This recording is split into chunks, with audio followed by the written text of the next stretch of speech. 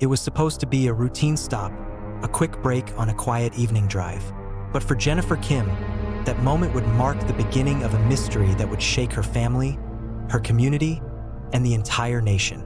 "I'll be right back," Jennifer said, as she stepped out of the car, her voice calm, reassuring. Those were the last words her husband, Michael, would ever hear her say. A simple, ordinary promise. But within hours, Jennifer Kim would be gone, vanished without a trace. Her car, an unassuming family vehicle, would be found, still parked by the side of a quiet rest stop, keys still in the ignition. But Jennifer, she was nowhere to be found. No footprints leading away from the car, no signs of struggle, no witnesses. She was just gone. This is the chilling case of a woman who seemed to disappear into thin air. A case that would captivate the nation, leaving everyone asking the same questions. Where did she go? What happened to Jennifer Kim? And why did her car remain untouched while she was never seen again? Jennifer Kim was 34 years old, a woman known for her boundless energy and kindness. Born and raised in a small town in the Midwest, she had built a life that many would envy. She was a loving wife to Michael, a high school teacher, and a devoted mother to their 2 young children. They lived in a quiet, suburban neighborhood, a short drive from the city. Their life was simple but full. Michael and Jennifer often spent weekends taking long drives through the countryside, escaping the hustle and bustle of daily life. It was during one of these peaceful outings that everything would change. On the evening of April 15th, Jennifer and Michael set out for one of their regular drives, this time taking a winding, country road that led to a secluded rest area, a small, gravel lot by the side of the highway. The rest stop was their usual place to stretch their legs, breathe in the fresh air, and take a short break. The spot was isolated enough to feel peaceful, but close enough to the highway that it wasn't completely deserted. Around 7:30 p.m., they pulled in, and after Michael turned off the car engine, Jennifer said she was going to walk to the bathroom near the trees on the far side of the lot. "I'll be right back," she reassured him with a smile, before stepping out of the car. For Michael, it was a simple moment. He leaned back in the seat, scrolling through his phone, waiting for her to return. The evening was calm, the air crisp with a gentle breeze. The sun was dipping behind the horizon, casting an orange glow across the sky. But as the minutes passed, Michael began to grow uneasy. He glanced at the clock. 5 minutes, 10 minutes, but still no sign of Jennifer. He figured she was just taking longer than usual, but the longer she was gone, the more restless he became. Finally, after about 20 minutes, he got out of the car and began scanning the area, calling her name softly at first, then louder as the seconds ticked by. "Jennifer! Jen!" He walked toward the restrooms, but no one was there. The lot was empty. His pulse quickened. He started pacing, looking for any sign of her. Her footprints? Her phone? Her purse? Nothing. He drove around the rest stop several times, retracing their path along the dirt roads that wound through the surrounding trees. There was no sign of her anywhere. Desperation crept into his mind. Where had she gone? The air seemed thick with unease. Michael grabbed his phone and dialed 911. 911 operator. 911, what's your emergency? Michael, voice shaking. "My wife. She's gone. She stepped out of the car just to go to the bathroom, and she hasn't come back. I can't find her anywhere. Please, help." 911 operator. "All right, sir. Stay calm. We're dispatching officers to your location. Stay where you are." But Michael didn't stay put. He couldn't.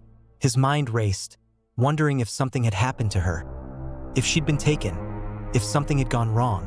When the first responders arrived, they were met with a scene that made little sense.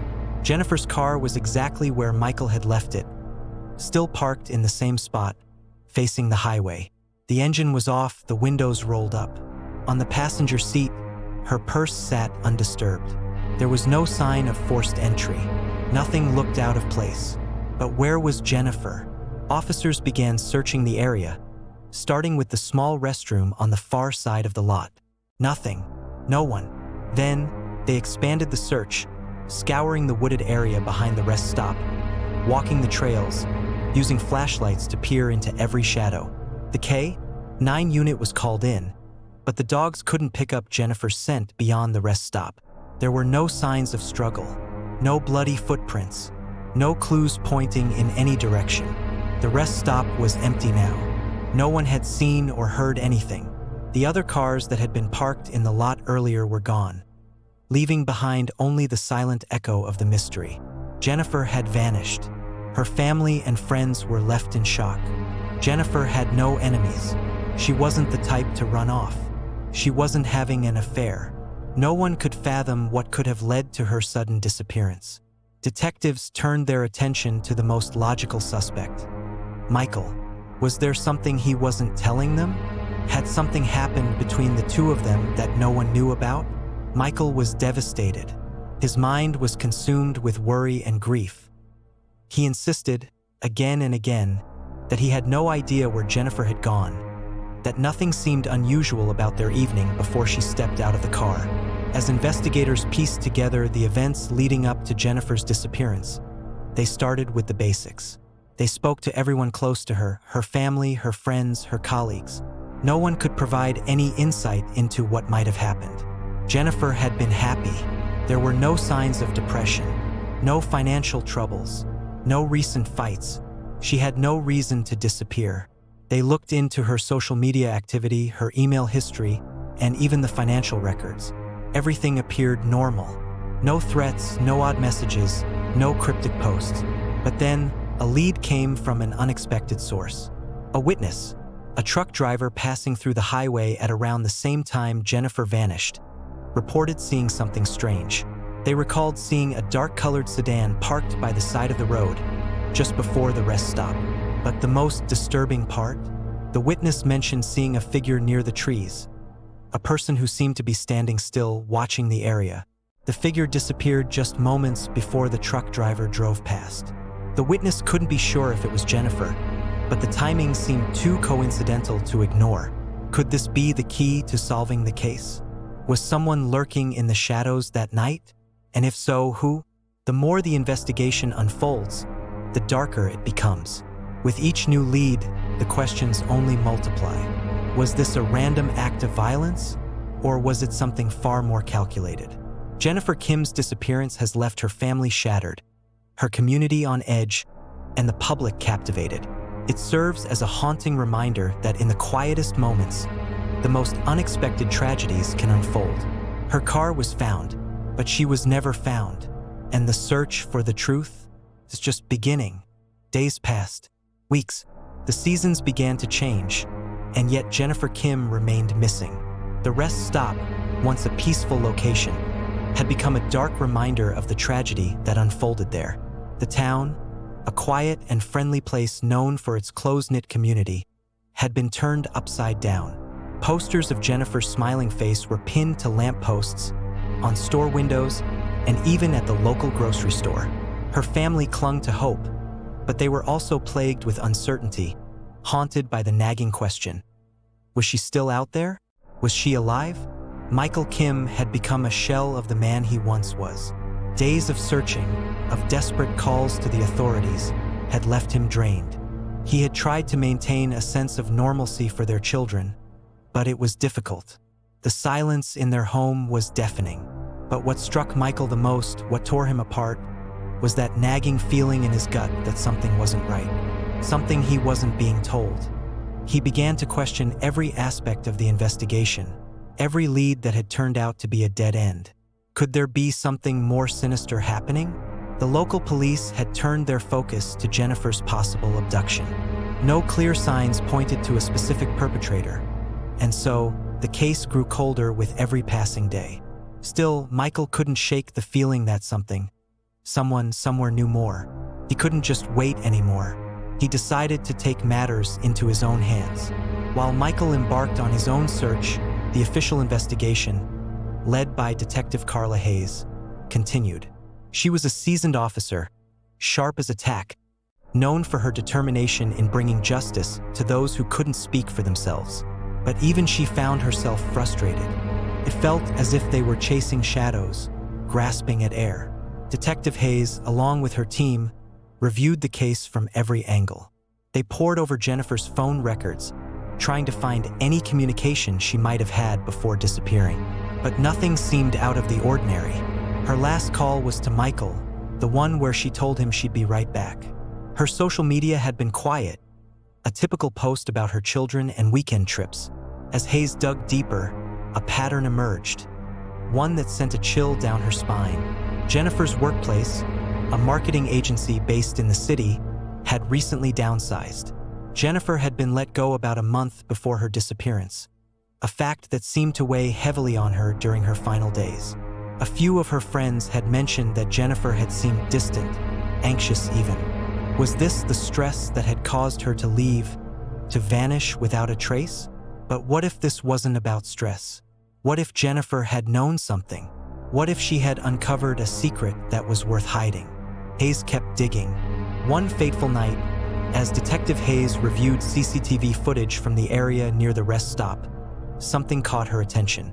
A vehicle, a dark sedan, was spotted not far from the location where Jennifer had disappeared.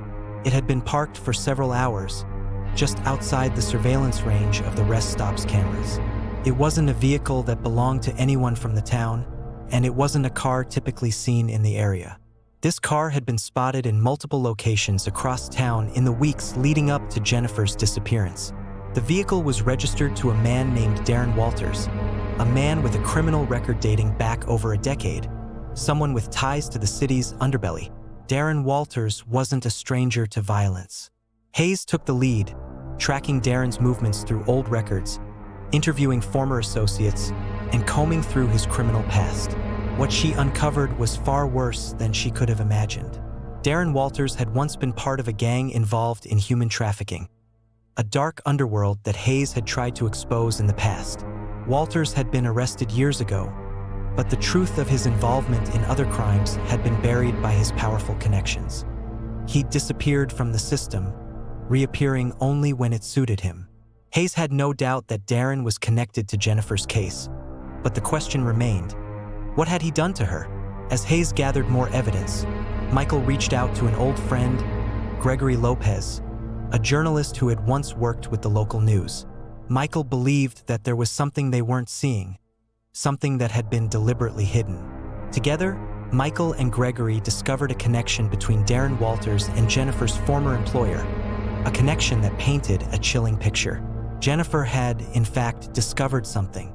She had uncovered a money laundering scheme that involved several well-known local businesses that were tied to Darren Walters and his associates.